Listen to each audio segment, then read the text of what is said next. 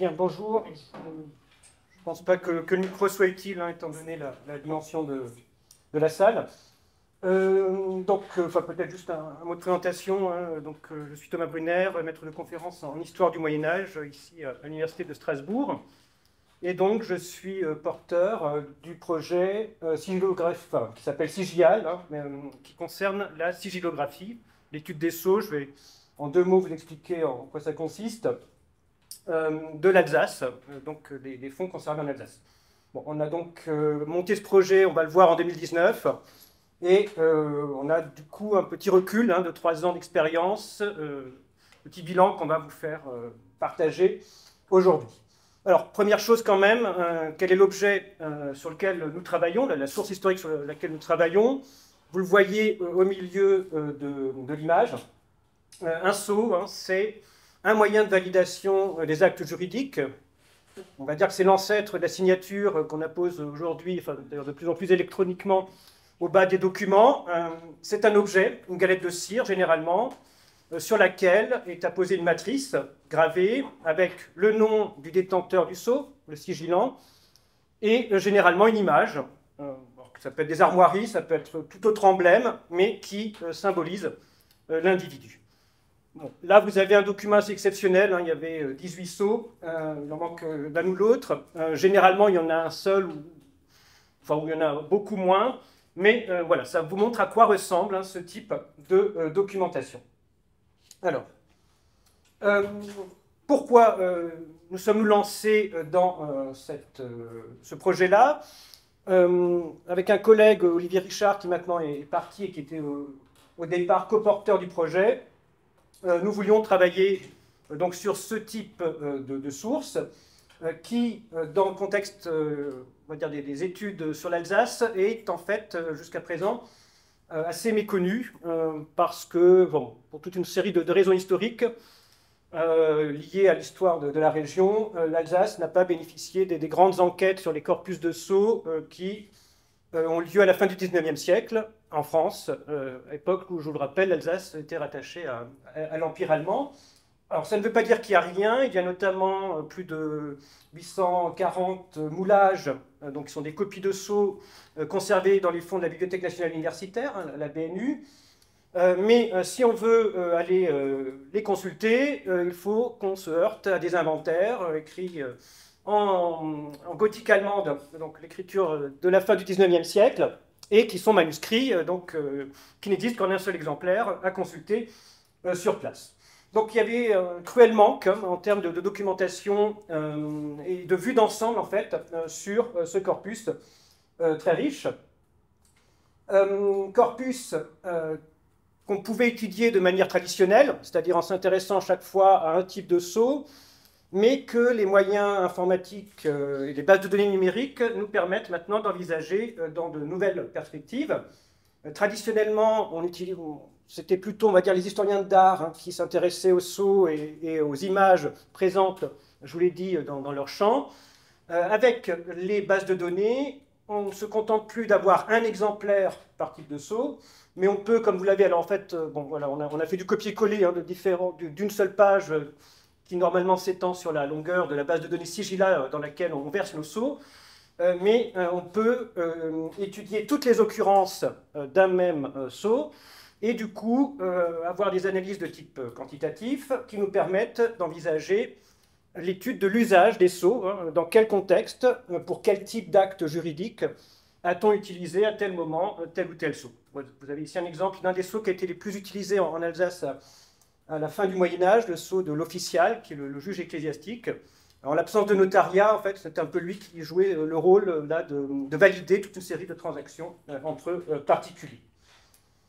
Alors, on avait du coup, pour remplir cet objectif, besoin de saisir toute une série de chartes et de sceaux qui sont dispersés dans les fonds d'archives de la région.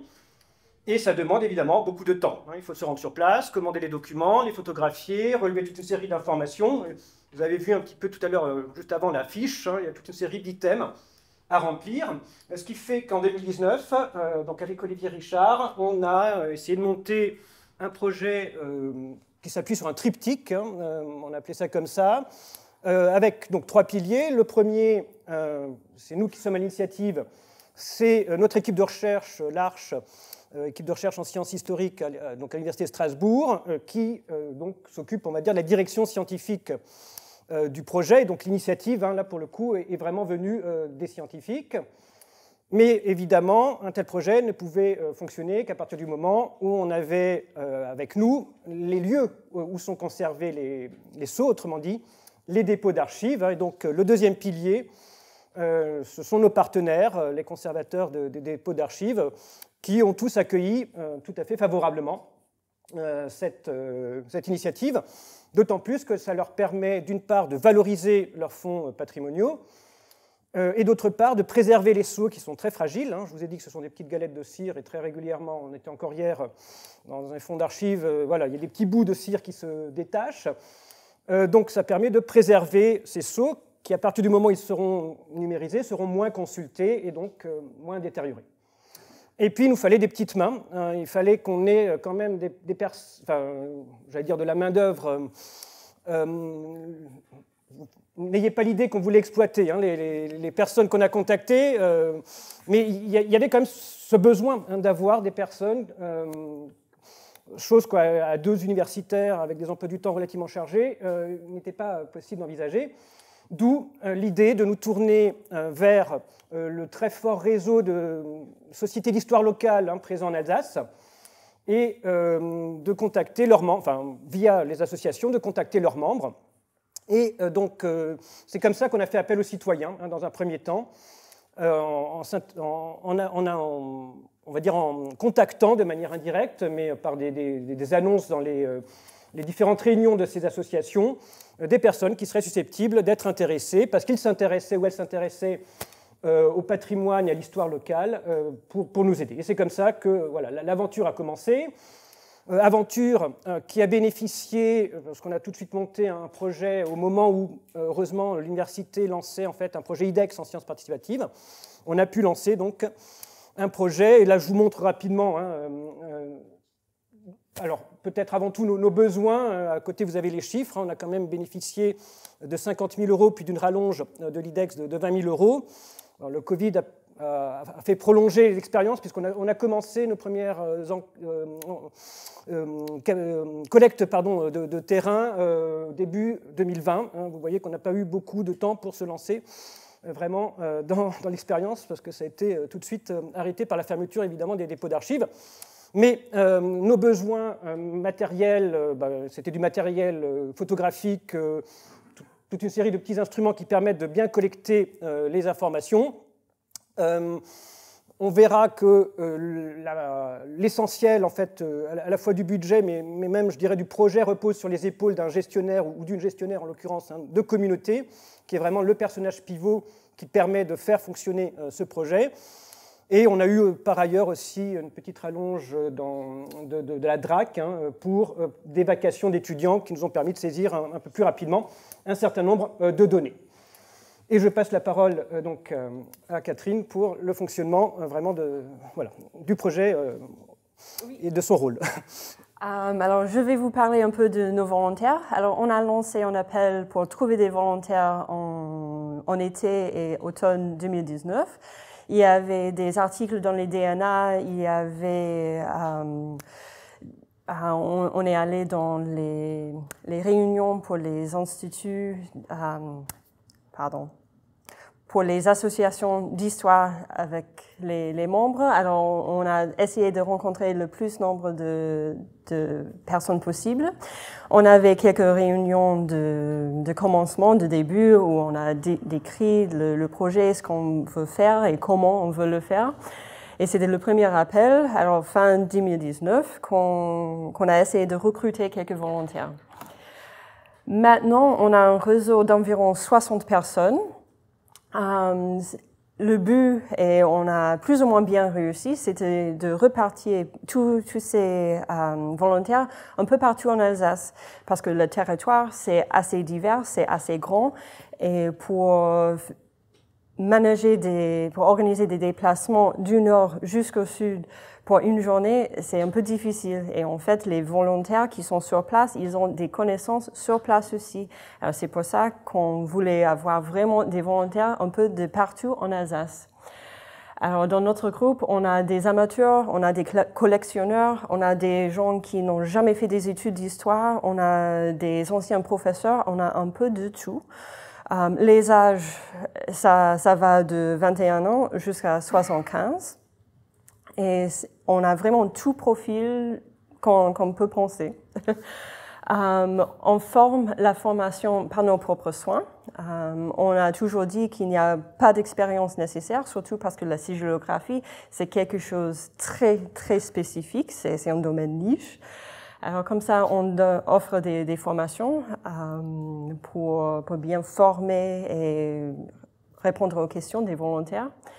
On a également des réunions qui sont prévues avec les volontaires afin de garder le contact pour les volontaires de poser les questions et ce genre de choses comme ça. Alors, on veut vraiment vivre une convivialité avec nos volontaires.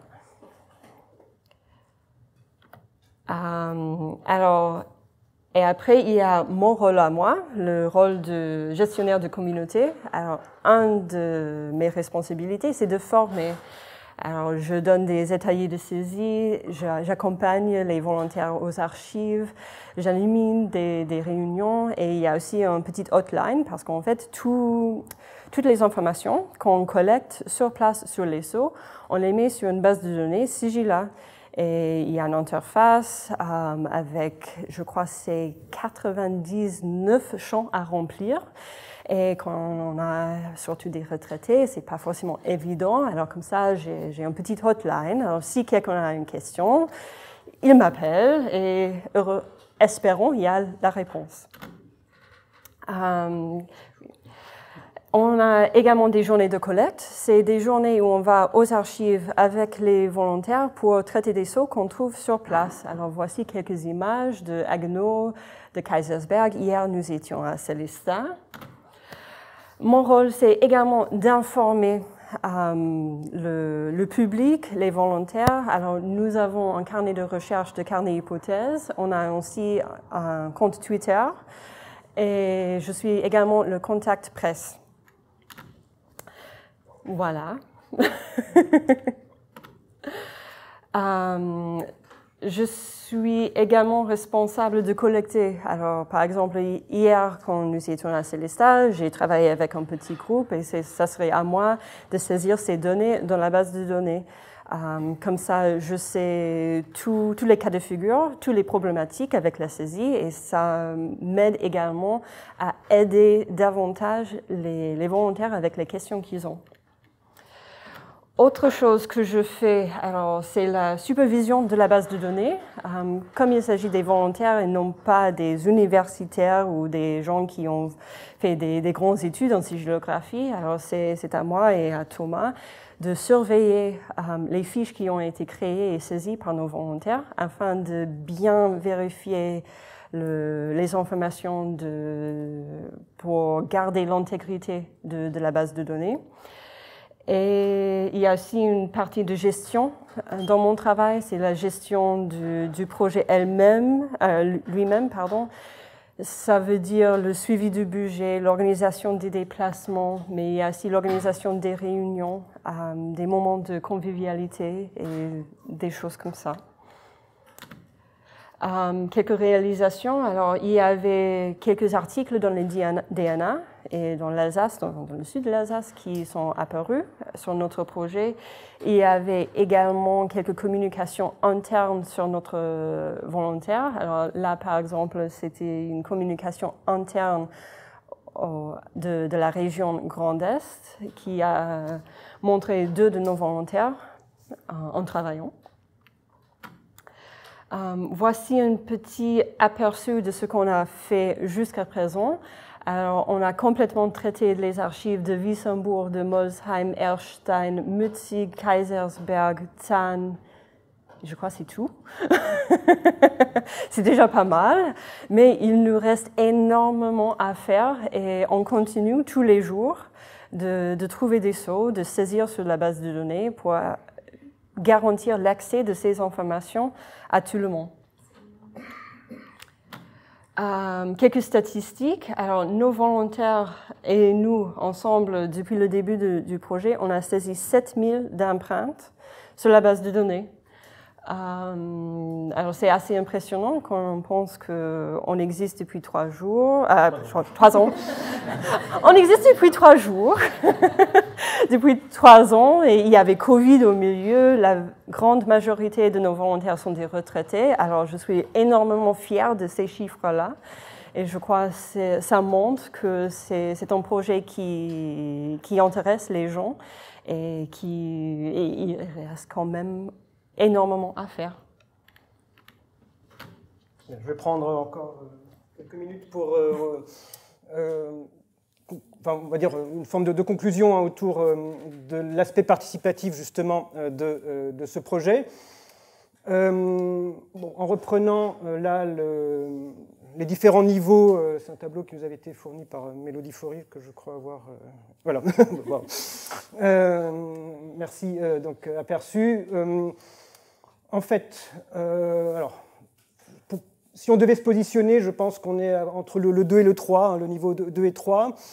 Évidemment, le projet n'a pas été co-construit là avec des gens de la société civile. Personne n'est venu, ne s'est réveillé un matin en se disant « il faut absolument qu'on numérise les sceaux ». C'est vraiment un problème là, sociétal profond. L'initiative, comme je vous l'ai dit, voilà, est venue des travaux universitaires. En revanche, on est allé au-delà du simple crowdsourcing.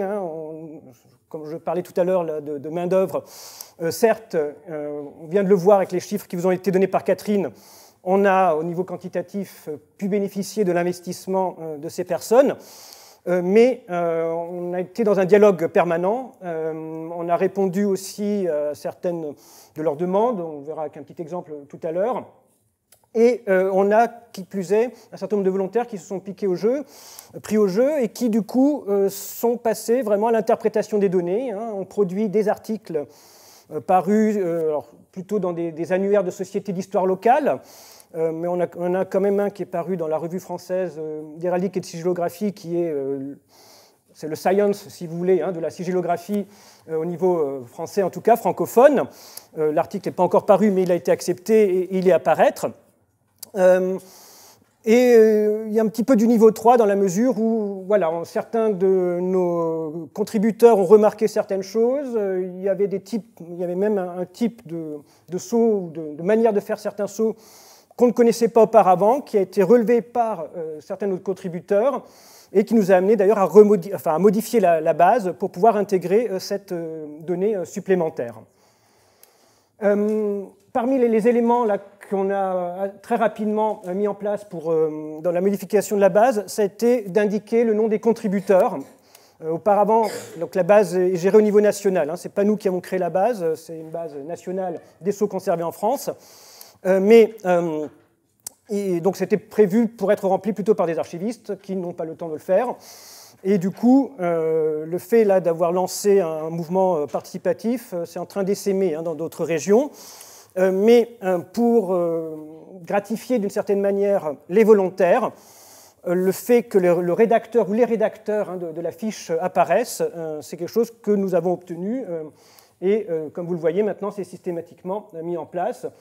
Et c'est un objet de fierté, pour certains en tout cas, de nos volontaires. Par ailleurs, nos volontaires se sont aussi fait les émissaires, les ambassadeurs de notre projet, en parfois organisant ou participant à certaines réunions ou conférences, ce qui a évité. Moi, je ne peux pas me démultiplier, ni mon collègue Olivier, on ne pouvait pas se démultiplier. Ça a permis d'être présent, là encore, au niveau des 2 départements alsaciens, de manière un peu plus marquée. Et donc, vous voyez là, une conférence faite par la doyenne, d'ailleurs, de notre projet, une de nos volontaires, qui est très, très active. Par ailleurs, nos volontaires, et ça c'est quelque chose qu'on avait un petit peu envisagé, mais sur lequel on n'avait pas vraiment mis l'accent au début, se sont révélés être des atouts précieux pour ce projet, notamment parce que les sources sont soit en latin, Alors, personne n'a vécu à l'époque où on parlait latin. Mais à partir de la fin du XIIIe siècle, sont également en allemand. Et quelqu'un qui est germanophone arrive à comprendre, dans les grandes lignes, un texte écrit à la fin du XIIIe ou au XIVe siècle. L'état de la langue n'a pas tellement évolué pour que ce soit, enfin, qu'il y ait une rupture de communication. Or, la plupart de nos volontaires, surtout les retraités, sont dialectophones. Et donc, le dialecte, la maîtrise du dialecte, s'est révélé en fait un atout tout à fait précieux pour comprendre les documents, parce qu'il ne s'agit pas simplement de photographier, on veut quand même aller un petit peu plus loin. On a parlé d'interprétation tout à l'heure, dans l'analyse.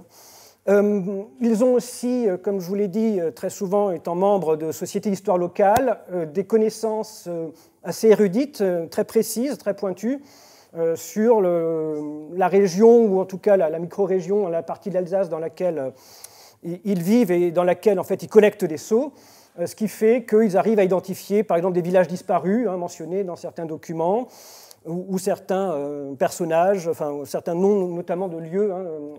On s'est aperçu qu'ils avaient là des compétences tout à fait particulières. Alors évidemment, on complète ça par des travaux d'historiens, mais on a déjà un premier niveau d'interprétation auquel ils se livrent et dans lequel ils sont vraiment très très efficaces. Et comme on le disait, on a des réunions régulières avec eux, et dans ces échanges constants, on a pu élargir en fait nos horizons. Et puis il y a une deuxième dimension qui s'est construite au fur et à mesure, mais c'est la dimension humaine, relationnelle avec ces personnes. On a vraiment un groupe, là, au bout de 3 ans, avec, je vous l'ai dit, des aficionados, vraiment des gens qui sont presque drogués du sceau. On a, voilà, une dame qui nous dit quand j'en fais pas, je commence à avoir des sueurs froides, et voilà. Enfin, il y a eu un moment où elle a été, pour des raisons de santé, elle n'a pas pu saisir, et ça lui manquait vraiment, enfin, elle nous l'a dit. Ce qui fait que, et c'est une partie du projet qui a été consacrée à cela, on a vraiment essayé de ménager des moments de convivialité pour faire en sorte qu'à côté du travail, il y ait des échanges alors, informels. Enfin voilà, on peut parler aussi d'autre chose que des sceaux, on n'est pas monomaniaque, mais ça crée vraiment des liens. On se tutoie tous dans le projet. Bon, je ne tutoie pas encore les étudiants que je note. Et voilà, il y a là, c'est par rapport à notre mode de fonctionnement à la faculté, on a encore cette distance-là, mais pour le reste, oui, il y a vraiment cette ambiance chaleureuse. Alors sans jugement aussi, certains nous ont dit qu'ils avaient été intimidés au début de se retrouver face à des universitaires, et comme le rappelait Catherine, certains n'avaient pas fait d'études supérieures. On a essayé de briser la glace, de rendre de se rendre accessible. Enfin, je n'avais pas l'impression d'être dans ma tour d'ivoire, mais voilà, parfois l'image qu'on donne est assez singulièrement différente de celle qu'on imagine donner. Et là, pour le coup, se fait de partager des moments, des repas. Quand on fait les journées de collecte, le repas est pris en charge, et du coup, on discute vraiment d'égal à égal. Ça facilite les choses, et ça a même évidemment des effets positifs sur le projet, puisqu'ils n'hésitent plus à nous contacter dès qu'ils ont une question. Ils ne se sentent plus aussi intimidés qu'ils l'étaient au début. Bon, je ne vais pas lire tous les items, mais tout cela vont dans le sens de ce que je venais de dire. Donc, on est un vrai groupe. Et comme le rappelait Catherine, voilà, on a un petit peu investi les médias sociaux et un carnet de recherche sur lequel on a à la fois des informations pratiques sur le fonctionnement du projet, et puis des petits éclairages sur des découvertes faites au cours de nos investigations sur tel ou tel sceau. Je vous remercie, nous vous remercions pour votre attention.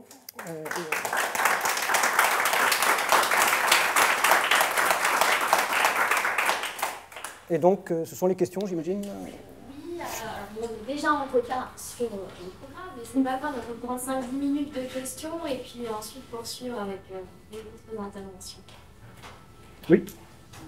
Comment est-ce que, en amont du projet, vous avez réfléchi ou pensé, ou vécu la question du contre-don, c'est-à-dire devoir dire, bon, en fait, on va avoir la main-d'œuvre un peu gratuite, et peut-être un malaise en disant comment est-ce qu'on rééquilibre. Alors, contre-don, pour moi, c'est pas forcément une rétribution directe. Ça peut se dire, les gens qui vont donner de leur temps pour mon projet, peut-être que moi, je vais aussi être bénévole par ailleurs sur autre chose pour rééquilibrer l'engagement collectif, et que c'est une façon de C'est-à-dire le contrôle, c'est pas forcément une glace, c'est aussi une manière juste de remettre de l'équilibre dans le temps que les gens donnent par rapport au temps qu'on espère. Donc on s'est imaginé au préalable et commence à avancer aussi au fur et à mesure du projet, de voir l'intérêt que les personnes pouvaient y trouver et l'envie aussi que les personnes pouvaient avoir comme reconnaissance. Donc voilà, c'est une question de l'évolution au fur et à mesure. Alors en amont, en fait, on avait pensé au moment de convivialité. Ça, c'était, voilà, on s'était dit il faudra des moments où on ne fait pas que du travail. Et c'était un petit peu l'idée qu'on avait parce qu'on avait entendu d'autres projets qui fonctionnaient de cette manière-là. Après, alors en termes de contre-dons ou d'investissement, il y a une grande partie de bénévolat aussi de notre part. Enfin, je passe beaucoup plus de temps sur ce projet que sur bien d'autres choses. Et donc le fait de former, ils s'intéressent, voilà, les volontaires s'intéressent à cet objet qu'ils ne connaissaient pas forcément. Bon, à part le sceptre d'autocar, que vous avez tous, je pense. Enfin, c'est le premier manuel de sigillographie. Moi, j'ai aussi commencé comme ça, si je puis dire. Et où il y a une histoire de saut, voilà. Mais pour le reste, oui, le fait de passer beaucoup de temps libre, parce que c'est souvent le week-end que je vais vérifier leurs fiches, et ils sont contents de ce retour, d'avoir des fiches du coup qui sont un peu plus scientifique peut-être que la première, enfin même si ça s'améliore, enfin voilà, il y a un effet évidemment, un cercle dynamique qui fait que on les corrige sur un point et puis ensuite ils savent la fois d'après que ça va mieux. Donc ils sont vraiment, oui, le fait de progresser eux-mêmes dans ce domaine-là très, très pointu, très technique, et qu'on prenne du temps pour le faire avec eux, je pense que ça je ne dirais pas que ça les touche, mais en tout cas, voilà, ils y sont sensibles. Je ne sais pas s'il y a d'autres points que tu verrais. Ouais, bon, Catherine fait l'outline, donc et c'est pareil, il y a des moments où elle ne parle pas que de saut voilà, avec les volontaires, mais cette écoute oui, joue aussi. C'est vraiment très important d'être à l'écoute de tous les volontaires. Parfois, ils me disent « Ah oui, mais cette semaine, je n'ai pas réussi à faire tellement de sauts parce que j'avais ça. » Je dis « Non, mais ça va, vous êtes volontaire, alors... » On n'a pas fixé d'objectif. Alors, c'est vraiment cette connexion humaine qu'on a avec les volontaires. C'est vraiment oui, d'être là, d'être à l'écoute pour les volontaires. Parce que c'est vrai, au première vue, c'est un projet qui est assez scientifique, assez complexe, assez difficile. Je ne sais pas. Et il faut vraiment rassurer. Mais non, ça va bien. Non, il n'y a pas de problème. Mais non, je suis engagée pour ça. Mais non, tu as d'autres questions, je le sais. Alors, c'est vraiment d'accompagner les volontaires au plus près possible jusqu'ils peuvent voler dans le projet, tout ça. Nos propres ailes, voilà, c'est ça. Oui, il y avait une autre. En fait, j'aurais une remarque et deux questions. La remarque, c'est déjà bravo pour ce programme. En fait, moi, je vous ai découvert en allant aux archives. Donc, j'ai vu des gens en train de faire des trucs aux archives. Je savais pas trop quoi. Je leur ai demandé ce qu'ils faisaient. Ils m'ont dit qu'ils analysaient des sauts. Et donc, je me suis renseignée et j'ai vu ça. Donc, déjà, c'est une excellente démarche. Je peux confirmer et témoigner de visu qu'ils étaient à fond dedans. C'est que ça doit marcher. Et en plus, ce projet, il a vraiment un potentiel de mobilisation de public intergénérationnel et de vecteur de lien social qui est hyper fort, donc bravo pour ça. Ensuite, j'avais deux questions. La première, c'est est-ce que vous avez eu des difficultés à convaincre les archives de vous laisser l'accès aux bâtiments? Parce que c'est vrai que c'est des bâtiments qui ne sont pas toujours très accessibles au public. Il y en a qui aimeraient bien que le grand public vienne plus, d'autres qui sont plus fermés.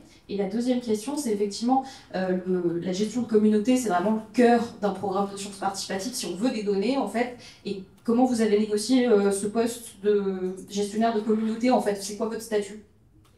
Alors, moi, je réponds sur les archives, et puis Catherine répondra sur...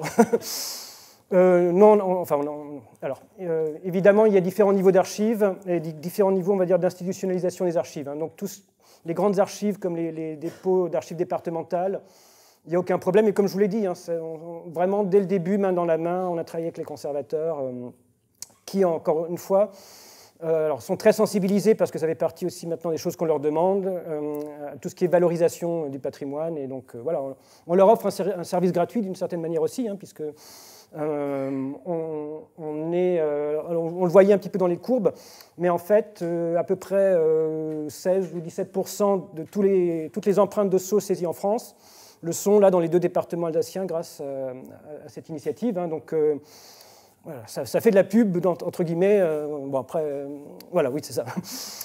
En revanche, c'est vrai qu'au niveau municipal, puisque certaines communes ont encore des fonds anciens, hein, normalement tous les fonds antérieurs à la Révolution française devraient être versés aux archives départementales, sauf exception, et du coup certaines communes conservent encore des fonds anciens.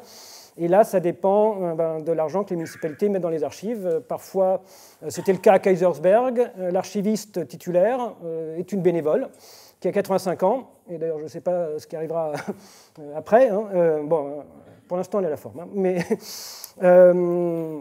il a fallu, du coup, convenir de rendez-vous avec elle. Enfin, bon, voilà, elle avait le temps. Il y a d'autres archives où on n'a pas encore réussi. Ça fait 3 ans que je toque à la porte. Hein. Alors, il y avait le Covid, il y avait, voilà, mais on n'a pas encore réussi à y pénétrer. Mais enfin, on a des pistes et on devrait y arriver. Donc voilà, ça dépend vraiment là du niveau d'institutionnalisation des archives, mais de manière générale, les archivistes, encore une fois, sont vraiment très très ouverts à ces questions-là. Et donc sur la gestionnaire de communauté. Oui, alors un peu sur mon statut. Alors avec le financement IDEX, mon salaire a été prévu. Alors c'était vraiment une ligne budgétaire de financement. La grosse ligne. Oui, et alors comme ça, je suis contractuelle. Assistante ingénieur d'études contractuelle, voilà, c'est ça. On a réussi à négocier ce statut-là. Oui. On va peut-être prendre une dernière question et ensuite passer à la prochaine intervention. Je passe le micro sans bien. Ouais, je peux. Ah, c'est bon. En fait, moi je voulais juste aller dans le détail parce que de ton poste. Parce que nous, on a bien conscience que c'est un pivot vraiment du fonctionnement d'une recherche participative. Du coup, c'est un temps plein qui est consacré que à ça. Je suis à mi-temps. Oui, on savait que si on demandait un temps plein, on avait beaucoup moins de chances de l'obtenir. Donc alors, Catherine a un mi-temps pour Sigial et un mi-temps pour Sigila, qui est au niveau national, voilà, à l'EPHE, à l'École pratique des hautes études. Elle a pour l'instant l'autre mi-temps, mais malheureusement, le financement IDEX arrive à son terme. Et là, pour 2024, la question se pose de comment on peut pérenniser les choses à ce niveau-là. Donc, on cherche. Toute dernière question.